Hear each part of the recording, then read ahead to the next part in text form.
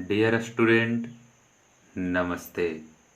आज के इस लेक्चर में हम लोग 12th क्लास का चैप्टर संबंध एवं फलन का अध्याय स्टार्ट करने वाले हैं।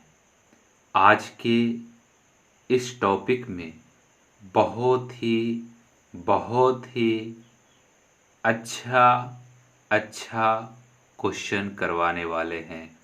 आज के इस लेक्चर में जो 12th का अध्याय फर्स्ट है, हम लोग हिंदी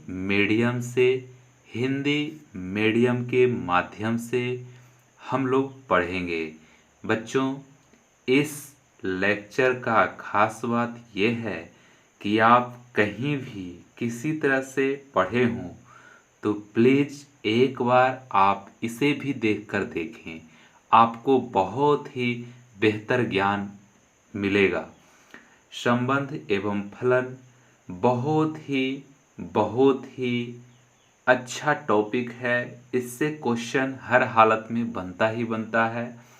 बहुत ही अच्छे एग्जाम में इस टॉपिक से क्वेश्चन आते हैं। जहाँ तक बात रहे संबंध एवं फलन तक, इतना ही तक इसका बात सीमित नहीं रहता है। बहुत सारे ऐसे क्रियाकलाप हैं जहाँ पे इसका यूज करके आप दूसरे को संबंध स्थापित करते हैं।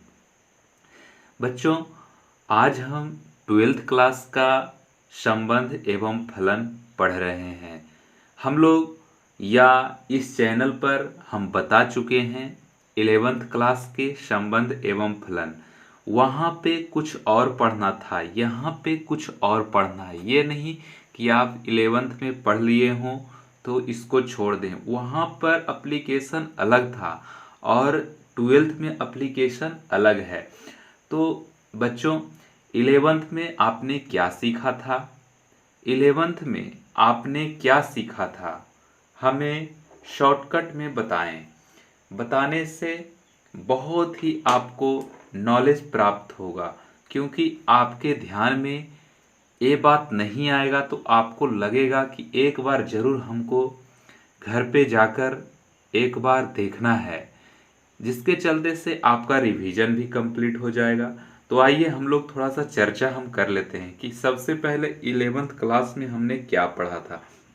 देखिए, 11th में हम लोग सबसे पहले चर्चा किए थे कि जो संबंध एवं फलन है, ये मतलब कि जो कार्तीय गुणनखंड हम लोग जो चर्चा किए थे 11th क्लास में, जो कार्तीय गुणनखंड है वो सीधे संबंध में, मतलब सीधे रखे जाते थे, सीधे रखे जाते थे कार्तीय गुणनखंड।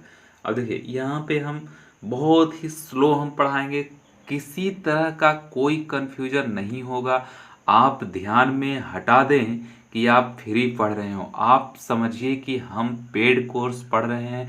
ये मेरा मानना है कि हम जो भी इस लेक्चर में हम पढ़ाएंगे, या पूरे इस चैनल का बात करते हैं, पूरे इस चैनल पर जितने भी चीज़ आपके सामने हम रख रहे हैं वो आपके लिए एक तो फ्री ऑफ कॉस्ट है। और आप ये ना समझें कि फ्री ऑफ कॉस्ट है तो हमें कंटेंट खराब मिलेगा। आप कंटेंट कंपैरिजन कहीं से भी कर लीजिएगा, आपको बेस्ट मिलेगा, हर जगह से अच्छा मिलेगा। और बच्चों, बहुत ही इम्पोर्टेंट कन्फ्यूजन दूर करने के लिए हम ये बताना चाह रहे हैं कि जो भी चीज़ यहाँ पे स्टार्ट करेंगे, जो भी चैप्टर, जो भी सिलेबस हम स्टार्ट करेंगे, इंड करने का वादा हम करते हैं। हर क्लास की अपेक्षा इसमें भी 12th का हिंदी माध्यम का जो भी 12th में जितना भी सिलेबस पढ़ना है मैथ में, सारा का सारा कवर हम करवाएंगे आपको। बहुत ही इम्पोर्टेंट बात मैंने बोला दोस्तों, बहुत ही इम्पोर्टेंट है, आप इसको ध्यान में रखें। चलिए, 11th क्लास में हम लोगों ने कार्तीय गुणनखंड के बारे में पढ़े थे। तो देखिए, कार्तीय गुणनखंड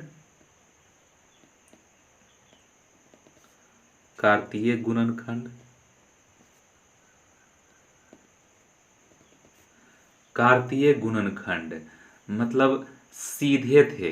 कार्तीय गुणनखंड क्या थे, यहाँ देखिए हम लिख देते हैं सीधे, सीधे थे। यहाँ पे 12th में थोड़ा सा टेढ़ा मेढ़ा पढ़ना है। जैसे कि ए कोई समुच्चय है, कौन सा समुच्चय है, तो हम 1 2 3 ले लेते हैं। देखिए 1 2 3 या कहीं पे भी कोई भी टीचर आपके सामने ऐसा उदाहरण रख सकता है, इससे आप दुविधा में ना पड़े। ओके, तो आइए इसको क्या बोलते हैं, शुरू से बेसिक से ही बता देते हैं। देखिए इसमें नॉन एम्प्टी सेट नहीं है, मतलब क्या है, इसमें कुछ ना कुछ भरा हुआ है, तो इसको क्या हम लोग बताए थे, अतिरिक्त समूह। अतिरिक्त मतलब अरिक्त, अरिक्त समुच्चय मतलब अरिक्त, रिक्त रहता तो इसमें कुछ भी नहीं रहता, अ लगा हुआ है, अरिक्त समुच्चय, अरिक्त समुच्चय, इसको हम लोग अरिक्त समुच्चय बोलते हैं। उसी तरह से दूसरा समुच्चय है 7 8 9, 7 8 9। अब देखिए कार्तीय गुणनखंड, कार्तीय गुणनखंड का मतलब कैसे इसको डिनोट करते हैं, कार्तीय गुणनखंड को, कार्तीय गुणनखंड। अब देखिए किसका कार्तीय गुणनखंड, ए और बी का, समुच्चय ए और बी का, इंग्लिश में सेट बोलते हैं, सेट ए और सेट बी का कार्तीय गुणनखंड, ए क्रॉस बी। हिंदी मीडियम से भी चल रहा है बच्चों, अभी सिर्फ और सिर्फ हम बात करेंगे हिंदी मीडियम में। इंग्लिश मीडियम में आप देख रहे होंगे तो सिर्फ और सिर्फ वहाँ पे हम बोलेंगे इंग्लिश मीडियम। हिंदी और इंग्लिश दोनों लैंग्वेज में हमारे चैनल पर क्लास चल रहा है। जो भी बच्चे इंटरेस्टेड हैं उनको शेयर कीजिए, बहुत ही इम्पोर्टेंट है। आप खुले मैदान में, खुले कमरे में आप बहुत ही अच्छी से स्टडी अपने आप को कर सकते हैं। इसमें हम कुछ भी नहीं छोड़ेंगे, इसमें जो भी चीज़ बताएंगे उस वो रहेगा बेसिक से हाई रहेगा। छोटा से छोटा बच्चा मतलब कम नॉलेज वाले बच्चे और हाई नॉलेज वाले बच्चे, कोई भी बच्चे इसको वीडियो अच्छी तरह से देख सकते हैं, समझ सकते हैं, अंदाज़ा लगा सकते हैं। बच्चों बहुत ही ऐसे छोटे छोटे वर्ड हम डिस्कस करते हैं, जो स्टूडेंट सिंसियर होते हैं उनको पता रहता है, लेकिन उनको लगता है कि सर बहुत धीरे धीरे पढ़ा रहे हैं। बच्चों आपको लगता है हम धीरे धीरे पढ़ा रहे हैं, लेकिन जो लोग कभी सेट के बारे में जाने ही नहीं है वो पढ़ेंगे तो फिर उनको क्लास कैसा लगेगा। इसीलिए इसीलिए हम छोटा से छोटा जो पॉइंट रहता है उसको क्लियर करते हुए चलते हैं। थोड़ा वक्त ज़्यादा लगता है, 1-2 मिनट, 1-2 मिनट में तो रिकवर हो जाता है। तो आपको उससे घबराना नहीं है, आपको वीडियो में बने रहना है अच्छी से अच्छी क्वालिटी लेने के लिए। थोड़ा दूसरे पर भी आप ध्यान दें बच्चों, आप तेज हैं तो भोथर को भी आगे बढ़ने का चांस दें, इसीलिए चांस नहीं मिलता है तो हम ये सब वीडियो स्टार्ट कर रहे हैं। बहुत ही इम्पोर्टेंट रहेगा उन सभी छात्रों को जो भी बहुत ही कम नॉलेज के हैं या कभी पढ़े ही नहीं हैं, वो भी हमारे क्लास में आकर पढ़ सकते हैं और ज्ञान अर्जन करके लेके जा सकते हैं। ओके, तो आइए हम लोग चर्चा कर रहे थे 11th क्लास में हम कार्तीय गुणनखंड सीधे सीधे पढ़े थे, उसके बारे में हम लोग चर्चा कर लेते हैं। तो अब देखिए अब कार्तीय गुणनखंड ये दोनों करेंगे क्या हो जाएगा। अब देखिए कैसे करना है कार्तीय गुणनखंड। 1 पहला समुच्चय से लेना है, 1 ले लिए, 1 ले लिए। अब छोटी ब्रैकेट के अंदर होता है कोई भी रिलेशन जो होता है, छोटी ब्रैकेट के अंदर उसको लिखा जाता है। अब पूरा सेट को लिखना है तो मंझली ब्रैकेट के अंदर लिखा जाता है, देखते हैं करली ब्रैकेट इसको बोलते हैं। ओके, आइए तो सबसे पहले क्या हो जाएगा, 1 7 उठाएं, उसके बाद फिर 1 ही लिखना है जब तक ये तीनों नहीं खत्म हो जाएगा, जब तक आपको लिखते रहना है। ओके, देखिए तीनों खत्म हो गया, 3 तो 1 से बन गया, फिर 3 2 से बनेगा, 2 से बन रहा है,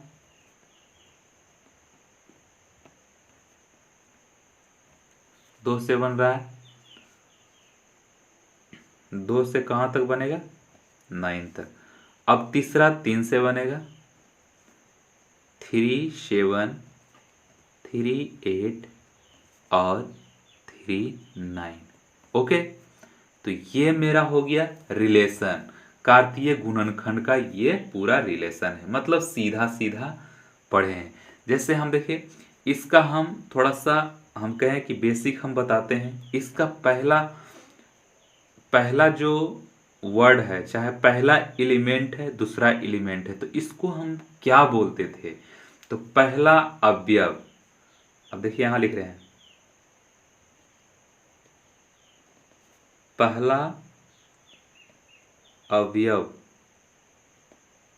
पहला अवयव पहला समुच्चय से,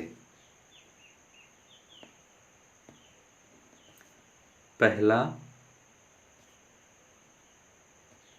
समुच्चय से। ओके, इसके बारे में। और ये जो 9 है उसके बारे में क्या कर सकते हैं, दूसरा अवयव, दूसरा अवयव दूसरा समुच्चय।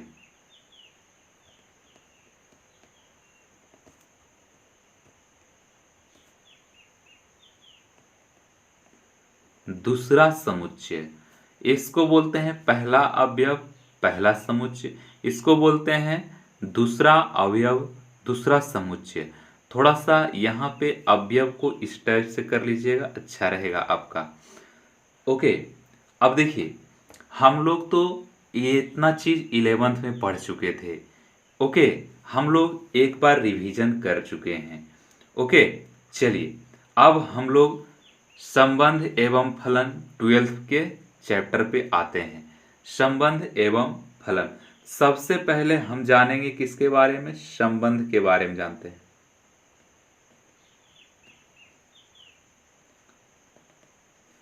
संबंध के बारे में जानते हैं बच्चों, बहुत ही इंपॉर्टेंट ये टॉपिक है संबंध।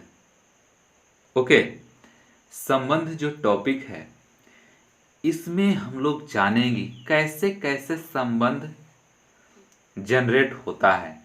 चलिए संबंध जानते हैं। संबंध में सबसे पहला हम उदाहरण एक लेते हैं।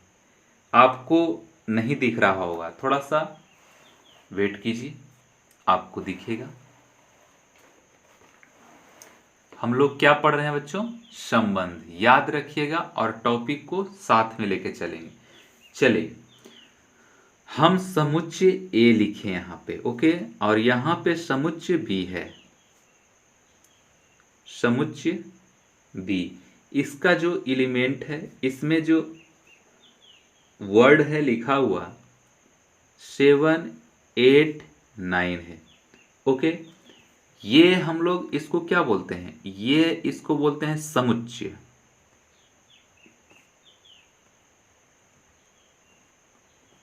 समुच्चय हो गया, मतलब दो समुच्चय लिए हैं, एक ये समुच्चय है और एक बी समुच्चय है। इससे हमको रिलेशन निकालना है। रिलेशन में क्या है, कंडीशन है आपका क्या दिया हुआ कि रिलेशन जो होगा, मतलब ये कंडीशन है। कंडीशन में क्या कह रहा है, ए एलिमेंट और बी एलिमेंट जो है सच डैट, इसको बोलते हैं क्या, सच डैट। सच डैट मतलब बी इक्वल टू होना चाहिए a+5,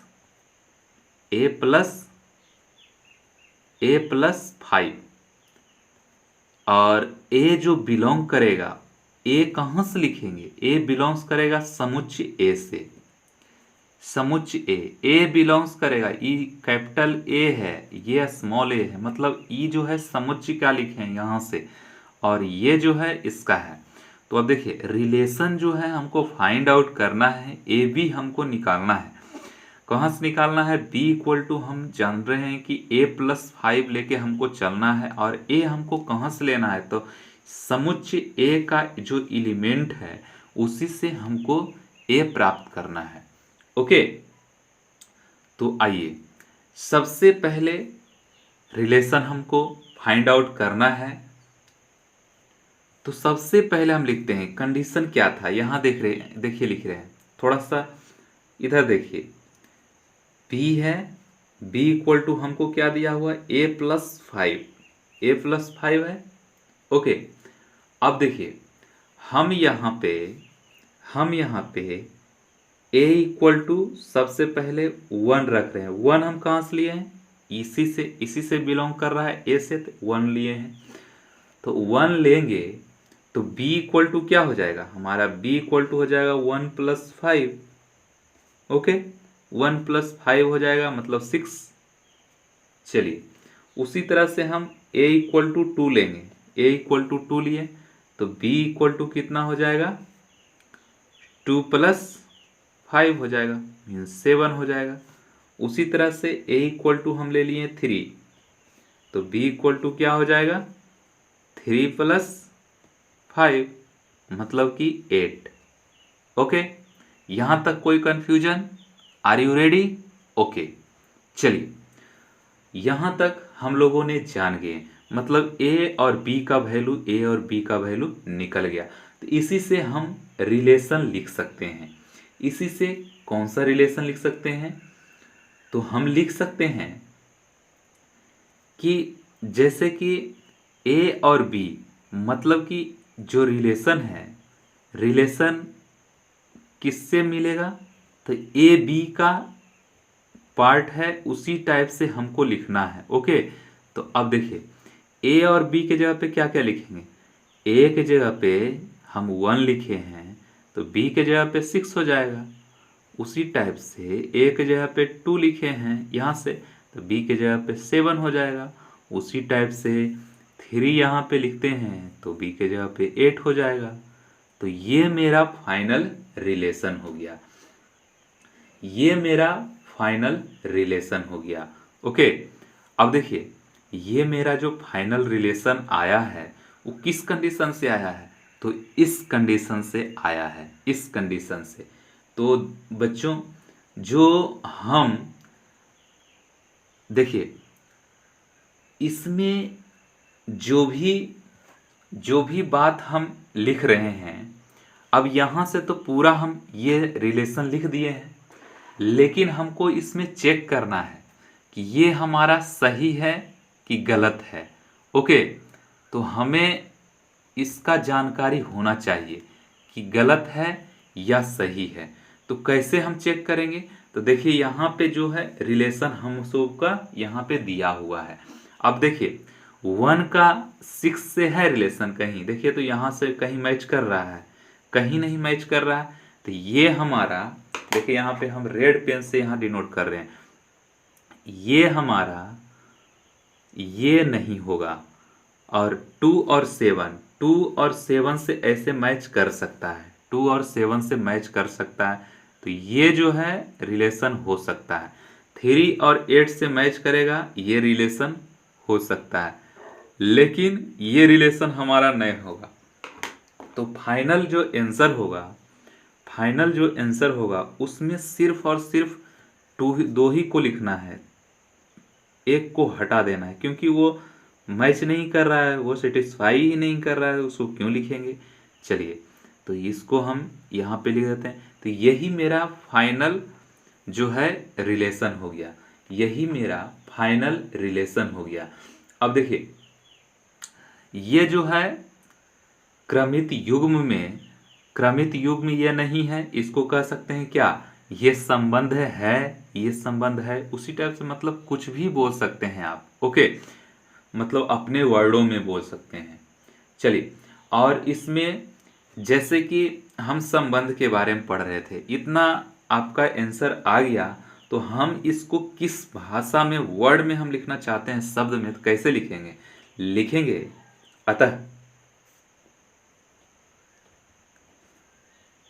अतः हम कह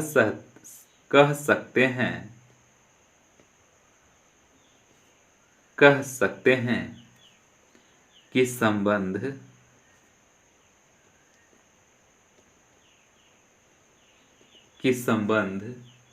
कार्तीय गुणनखंड या गुणनफल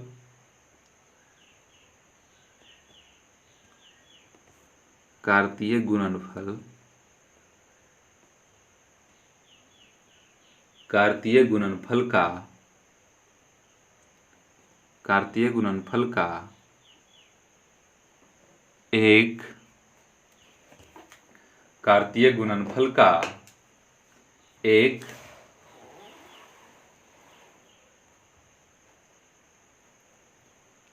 कार्तीय गुणनफल का एक उपसमुच्चय होता है।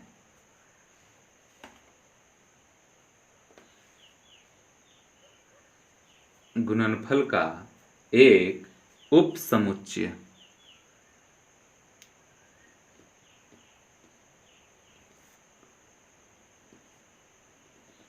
उपसमुच्चय होता है। बच्चों, अब हम लोग अच्छी तरह से जान गए हैं संबंध क्या होता है, तो आप डिफिनीशन भी बना सकते हैं। कैसे बना सकते हैं डिफिनीशन? आप यहाँ पे देखिए, परिभाषा हम लिख रहे हैं, परिभाषा। जिस टाइप से हम लिख रहे हैं डायरेक्टली आप इसे एग्जाम में लिख सकते हैं। बहुत ही इम्पोर्टेंट है, बहुत ही अच्छा टॉपिक चल रहा है बच्चों। तो देखिए, इसके बारे में हम लोग कैसे परिभाषा इसको लिख सकते हैं। देखिए, संबंध हमेशा, संबंध हमेशा हमेशा दो वस्तुओं,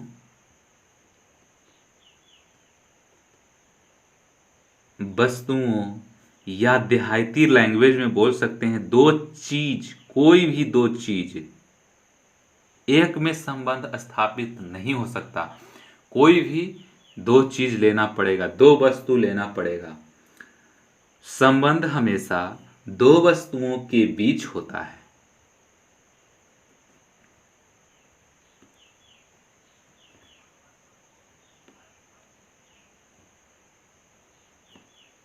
बीच होता है। अब जैसे आपको एक एग्जाम्पल भी देते हैं। जैसे सोचिए थोड़ा सा एग्जाम्पल, हम बोलते हैं राधा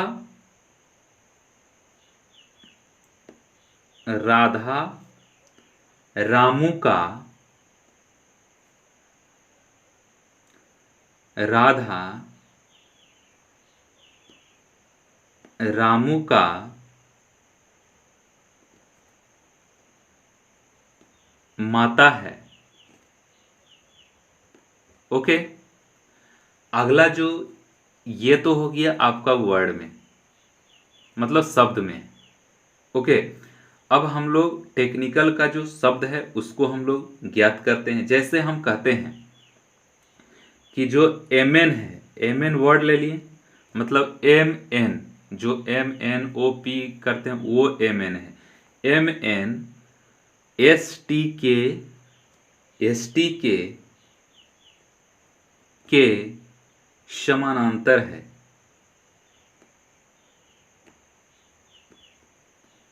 समानांतर है। जैसे कोई लाइन है, दोनों लाइन है आपस में समानांतर है, या कुछ भी अपने वर्डों में ले सकते हैं। मतलब इसका कहने का मतलब है कि संबंध हमेशा दो चीजों के, दो वस्तुओं को के बीच में होता है। ओके, इससे यही डिफाइंड होता है। चलिए अब देखिए, 11th में हम लोगों ने क्या पढ़ा था भाई? 11th में हम लोगों ने पढ़ा था सीधा सीधी। देखिए 11th में जो हम पढ़े थे सीधा सीधी, क्या पढ़े थे वो थोड़ा सा हम लोग डिस्कस कर सकते हैं, क्योंकि कोरिलेट करते हुए चलेंगे या एक दूसरे से हम रिलेट करते हुए चलेंगे तो हम अच्छी तरह से बेहतर नॉलेज के साथ आगे बढ़ेंगे। ओके, चलिए, ए और बी, ए जो है, देखिए यहाँ पे ध्यान से देखिएगा, बहुत ही इंपॉर्टेंट है। हम लोग 11th में पढ़े थे जो भी रिलेशन, क्या है? रिलेशन हम लिख रहे हैं।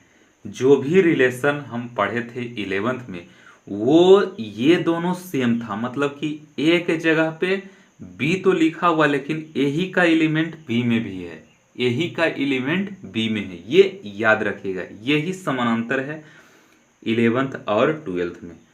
अब बिलोंग्स टू ए यहाँ पे हम लिख ही देते हैं, बी भी बिलोंग्स कर रहा है ए से।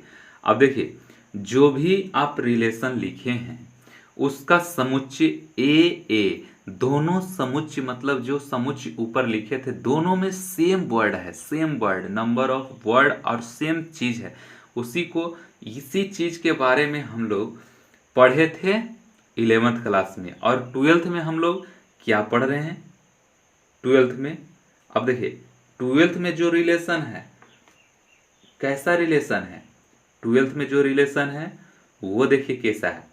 जैसे हम इसका 12th का रिलेशन हम लिखते हैं, तो 12th का रिलेशन में जैसे ए और बी है, ये तो एलिमेंट का ये तो आएगा ही, तो ए और बी,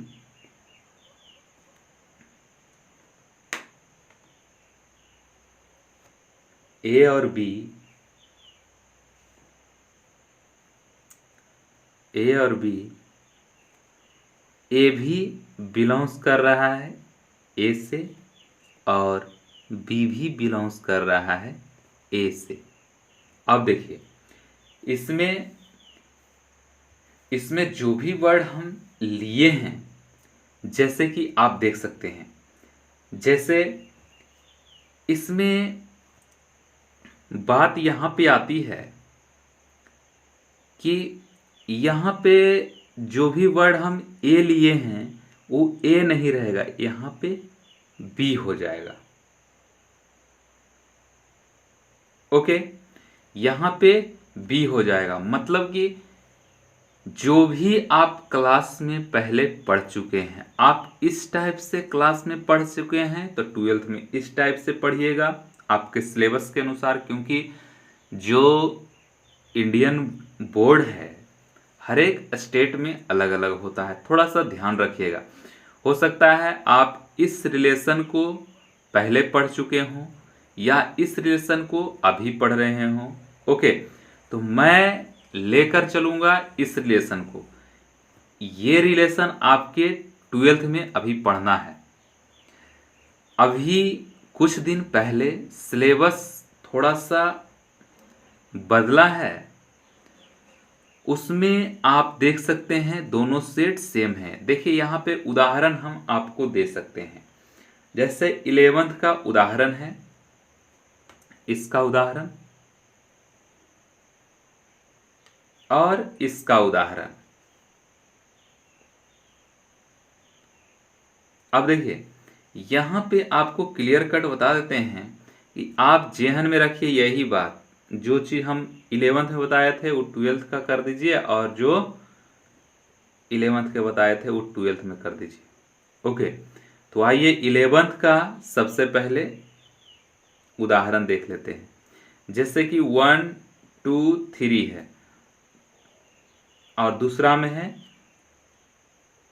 STU, समुच्चय ए है, ये समुच्चय बी है। तो आप अलग अलग पढ़ रहे हैं तो ये हो जाएगा क्या आपका 11th का, अभी अभी 11th का है ये। और जो हम 12th में पढ़ना चाहते हैं, सेट में मान लीजिए कि 1 2 3 है ए सेट में, तो बी सेट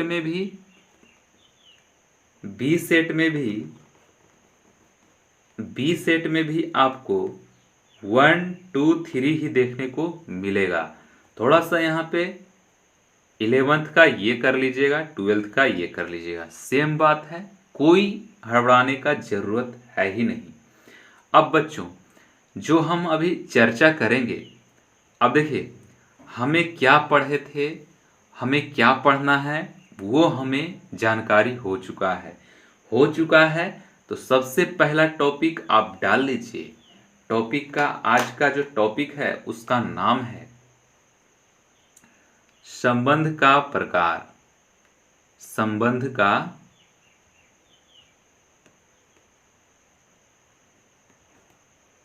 संबंध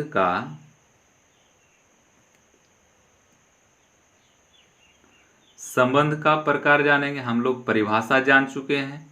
ओके, तो संबंध का प्रकार हम लोग बारी बारी से जानेंगे कौन कौन सा है। ओके, तो फर्स्ट हम लोग चलेंगे रिक्त संबंध। रिक्त संबंध हम फर्स्ट में जानेंगे। देखिए, जो भी चीज़ आप जाने बहुत ही अच्छी तरह से आपको जानना है मित्रों, क्योंकि आपको क्लियर कट पता नहीं रहेगा तो आप पिछड़ जाएंगे। इसलिए हम धीरे धीरे चलते चले जाएंगे और आपको ध्यान रखना है कि कोई टॉपिक, कोई चीज़, कोई प्रकार का नहीं छूटना चाहिए। इस चैनल से आपको देखते चलना है। ओके, देखिए, सबसे जो पहला वर्ड है, पहला वर्ड क्या है? वर्ड का मतलब हम ए नंबर में हम लेते हैं। देखिए, यहाँ ए लिख रहे हैं। चलिए थोड़ा सा स्पेस ले लेते हैं। जैसे देखिए, यहाँ पे हम यहाँ पे लिख ही देते हैं। यहाँ पे भी संबंध का प्रकार चल रहा है। ये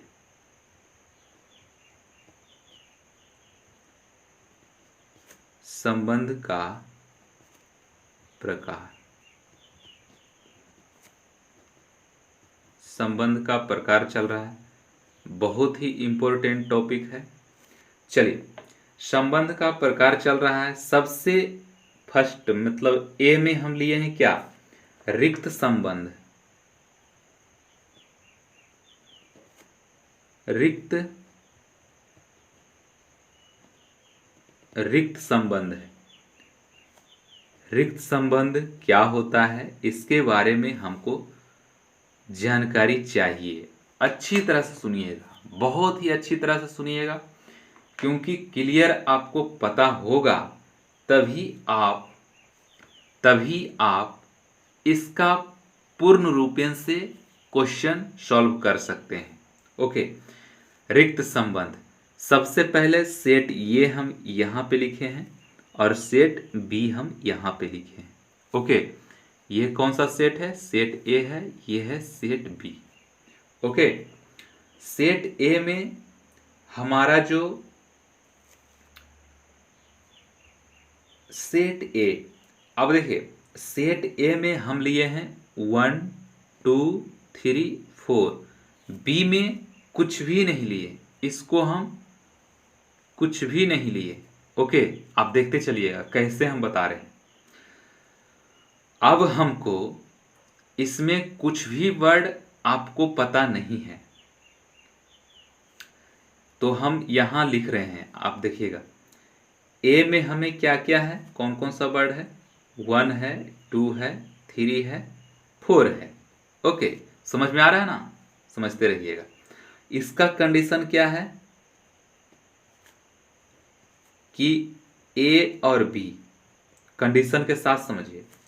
कंडीशन है ए और B such that A minus B equal to 10 है। मतलब कि ए और बी को घटाएंगे आपस में, 10 के बराबर नंबर आना चाहिए। अब देख लीजिए, बी में तो कोई सेट है ही नहीं, ए में है 1 2 3, तो ए का नंबर हो गया ए। मतलब ए जो है इसका एलिमेंट को सूचित कर रहा है। पार्टिकुलर इन मतलब जो एलिमेंट है इसमें, जो 1 2 3 4 1 1 करके इसका ए का वैल्यू है। ओके, तो अब देखिए, ए की जगह पे तो हम पुट कर दिए कि चलिए ये है। कंडीशन क्या है जो लिखिए? कंडीशन हमारा है कि ए माइनस बी इक्वल टू 10 आना चाहिए, तभी ई रिलेशन में जा सकता है। ओके, ये ध्यान रखिएगा। अब इस कंडीशन को हम इसमें अप्लाई करके देखते हैं कि आता है 10 की नहीं आता है। जो देखिए, इसमें तो कुछ वर्ड ही नहीं है। तो अब ए की जगह पे 1 बैठाइए, बी की जगह पे 0, तो कितना आ गया? मतलब 1 आ रहा है। तो मतलब 1 आ रहा है, इसके बराबर 10 के बराबर नहीं आ रहा है। किसी को भी बैठाइएगा आपस में इसी तरह से करके 10 के बराबर नहीं आएगा, 10 के बराबर नहीं आएगा। तो हम कह सकते हैं कि जो रिलेशन है, रिलेशन में कोई भी एलिमेंट नहीं होगा, कोई भी संबंध स्थापित नहीं होगा, ओके, आप कह सकते हैं। तो इसी को हम लोग डिनोट करते हैं फाई से। फाई, इसको क्या बोलते हैं? फाई, याद रखिएगा, फाई। इसको हम लोग फाई बोलते हैं, फाई। अब देखिए बच्चों, इसी को हम शब्दों में लिखना चाहेंगे तो कैसे लिखेंगे? देखिए यहाँ पे परिभाषा लिख देते हैं, परिभाषा। परिभाषा क्या लिखेंगे? जिसमें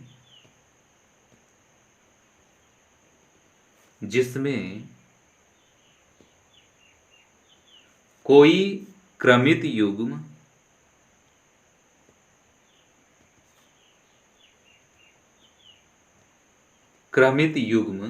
नहीं हो,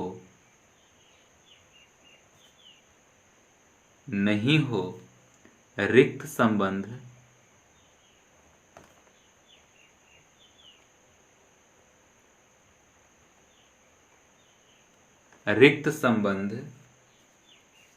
कहलाता है।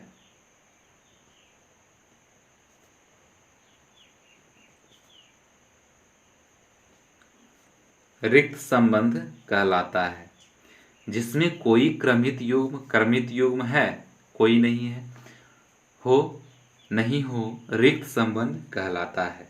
इस तरह से आपको लिखना है तो लिख सकते हैं। आप यहाँ पे और एक चीज़ ऐड कर सकते हैं कि आप एग्जाम में हैं, तो इतना कर देने के बाद इतना ही नहीं छोड़ना है। आप नीचे में लिख भी सकते हैं कि आर को, मतलब रिलेशन को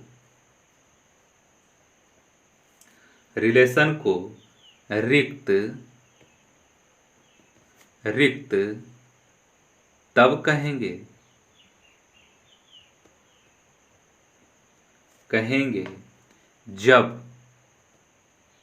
जब ए का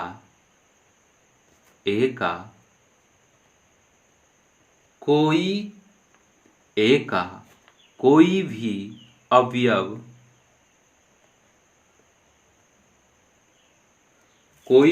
अवयव ए के किसी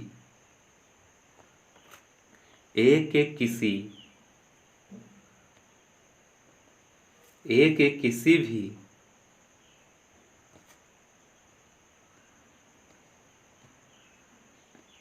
अवयव से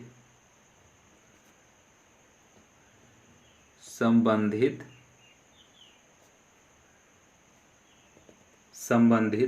न हो, ये भी आप इसमें मेंशन कर सकते हैं। तो आपको अच्छा नंबर मिलने की संभावना रहेगा बोर्ड में। आप आईआईटी का या किसी एग्ज़ाम का, कॉम्पिटिटिव एग्ज़ाम का तैयारी कर रहे हैं, तो आपके लिए जो उदाहरण है यही बेस्ट रहेगा। ओके, अब देखिए हम लोग रिक्त संबंध के बारे में अच्छी तरह से जानकारी ले लिए हैं। अगला जो प्रकार है वो है बच्चों सावित्रिक संबंध। देखिए सावित्रिक संबंध, चलिए लिखते हैं बी नंबर में। बी नंबर में है, क्या है? सावित्रिक संबंध।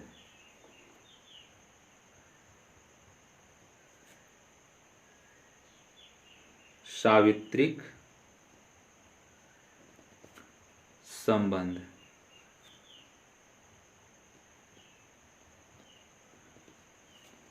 सावित्रिक संबंध।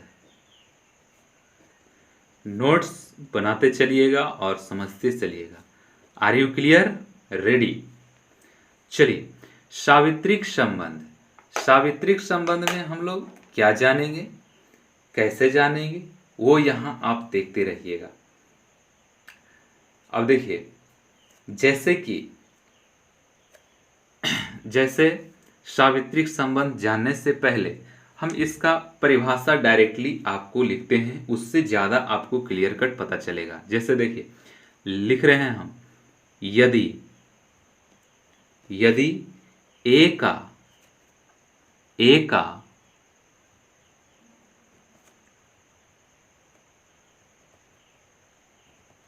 का प्रत्येक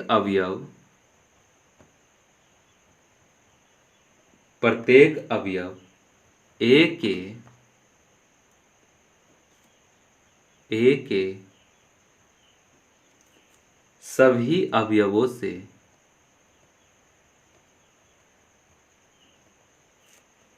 वो से संबंधित हो,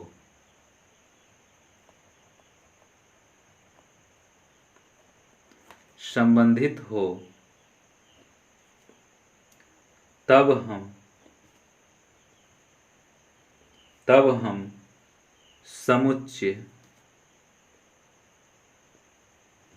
समुच्चय ए में संबंध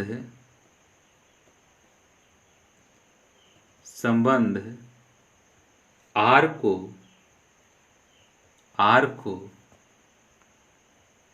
सावित्रिक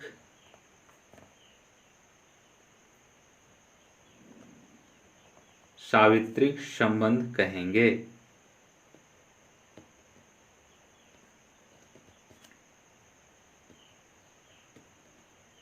सावित्रिक संबंध कहेंगे। अब देखिए, यहाँ पे आपको बहुत ही ध्यानपूर्वक से आपको देखना है। अब देखिए, यहाँ पे जो दिया गया है, यदि ए का प्रत्येक अवयव ए के सभी अवयवों से संबंधित हो, तब हम समुच्चय ए में संबंध आर को सावित्रिक कहेंगे। जैसे आप देखते जाइएगा ध्यानपूर्वक से, बहुत ही इंपॉर्टेंट है। थोड़ा सा आप इधर उधर गड़बड़ाएंगे समझ में नहीं आएगा, इसलिए आप यहाँ पे देखें, जरूर देखें। जैसे देखिए, कोई समुच्चय ए है, उसमें क्या है, 1 2 3 है, ठीक है। और जो बी है, देखिए इसी में से बी है, कोई बी है, वो क्या है, वो देखिए A B such that B minus A एक पूर्णांक है,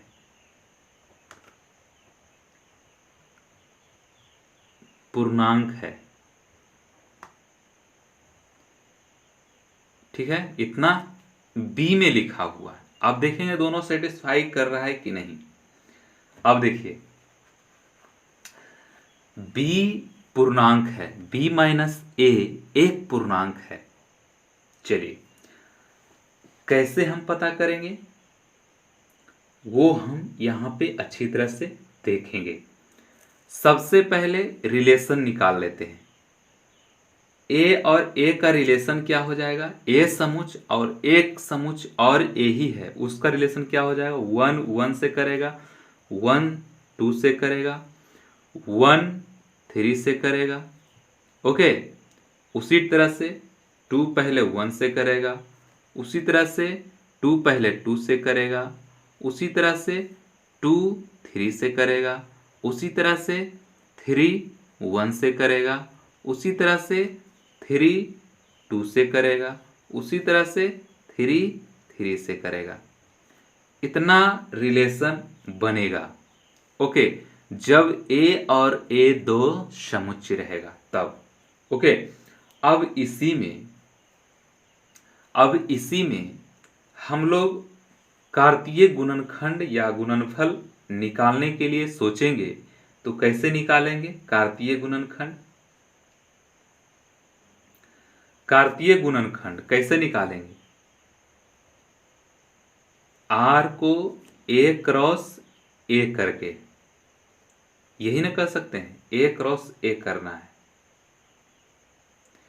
अब देखिए, ए क्रॉस ए हम निकालेंगे, ए क्रॉस ए ये कार्तीय गुणनखंड है, ये तो हम अभी प्रूफ करने के लिए जा रहे हैं। हम पहले कार्तीय गुणनखंड, इसको क्या बोलते हैं, कार्तीय गुणनखंड।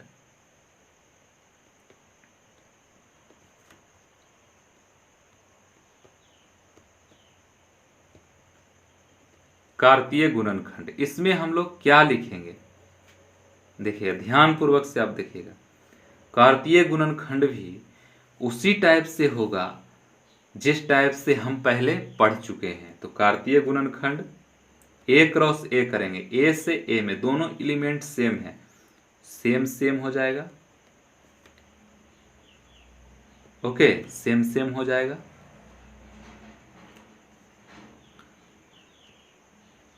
टू वन हो जाएगा, यहाँ पे टू टू हो जाएगा, यहाँ पे टू थ्री हो जाएगा, यहाँ पे थ्री वन हो जाएगा, यहाँ पे थ्री टू हो जाएगा, यहाँ पे थ्री थ्री हो जाएगा। तो ये मेरा कार्तीय गुणनखंड है। अब देखिए, ये जो रिलेशन है कार्तीय गुणनखंड के बराबर हम क्यों लिखे हैं? हम इस परिभाषा से लिखे हैं कि इतना के बराबर हम इसको प्रूफ कर देते हैं, तो ये मेरा जो है ये संबंध जो है सावित्रिक संबंध होगा। अब देखिए मैच कराते हैं, ये रिलेशन और ये कार्तीय गुणनखंड आपस में बराबर है, तो आपस में यहाँ लिखते हैं, आपस में देखिए, तो आपस में बराबर है, आपस में बराबर है। ठीक है, यहां तक क्लियर हो गया आपको? यहां पे ये जो कंडीशन है बाबू, ये जो समुच्चय दिया हुआ है उसी का ये समुच्चय है, लेकिन कंडीशन के साथ समुच्चय है। ओके, समझ में आ रहा है आपको? कैसे? देखिए, आप एक और तरीका से आप देख लीजिए। जैसे ए समुच्चय है, ठीक है, ए समुच्चय 1 2 3, बी है ए और बी। अब देखिए, इसमें 1 रखें मतलब 1 ये आ गया, बी के जगह पर भी 1 रखेंगे मतलब 1 माइनस 1 एक पूर्णांक है कि नहीं, इंटीजर है कि नहीं? ठीक है, इंटीजर है। उसी टाइप से आप यहाँ पे 2 रखें, यहाँ पे बी के जगह पे 2 रखें तो 1 माइनस 2 आ गया, मतलब माइनस 1 क्या है, एक पूर्णांक है। माइनस में हो या पॉजिटिव में हो या जीरो हो, सारा का सारा हम लोग पूर्णांक कहते हैं। आप बच्चा क्लास में पढ़ चुके होंगे कि पूर्णांक किसे कहते हैं। ओके, चलिए, तो हम लोगों ने प्रूफ कर दिए हैं कि रिलेशन कार्तीय गुणनखंड के बराबर है, तो उसको बोलते हैं क्या? सावित्रिक संबंध। देखिए, सावित्रिक संबंध, यही रिलेशन याद करना है, बहुत ही इंपॉर्टेंट है। यहाँ पे भी आई भी कर देते हैं, आपको ध्यान में रखिएगा, बहुत ही इंपॉर्टेंट है। चलिए, अगला जो टॉपिक है बच्चों, अगला टॉपिक से पहले हम बता देना चाहते हैं कि आपका वीडियो बहुत लंबा हो चुका है, क्योंकि हमें कमेंट आता है कि सर थोड़ा सा वीडियो छोटा छोटा बनाएं तो अच्छा लगता है देखने में।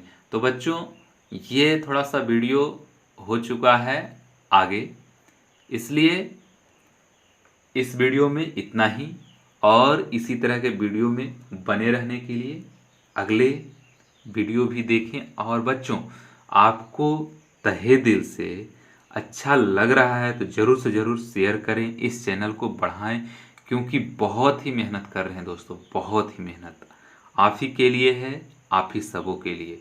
जय हिंद, जय भारत।